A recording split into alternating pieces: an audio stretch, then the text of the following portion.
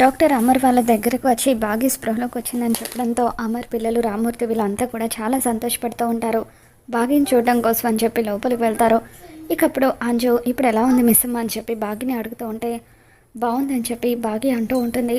కడుపులో ఉన్న చెల్లి ఎలా ఉందని చెప్పి అంజు అడుగుతూ ఉంటుంది. తను కూడా బాగుందని డాక్టర్ ఇప్పుడు చెప్పారు అని బాగి అంటూ ఉంటే మిస్సమ్మ నీ కోసం దేవుడికి పూజ చేసి బొట్టు తీసుకొచ్చాం, పెట్టుకో మిస్సమ్మ అంటూ అమ్మో బాగి నుదుటన బొట్టు పెడుతుంది.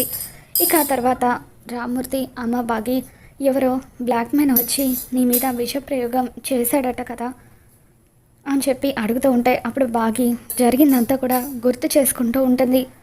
ఇంట్లో ఉన్న మీ ఇద్దరికి మాత్రమే ప్రమాదం ఎలా జరిగిందమ్మా? మనోహరితో పాటు యాదమ్మ వాళ్ళిద్దరూ కూడా ఇంట్లోనే ఉన్నారు కదా, మరి వాళ్ళిద్దరికి ఏమీ అవ్వలేదేంటి అని చెప్పి రామ్మూర్తి అడుగుతూ ఉంటాడు.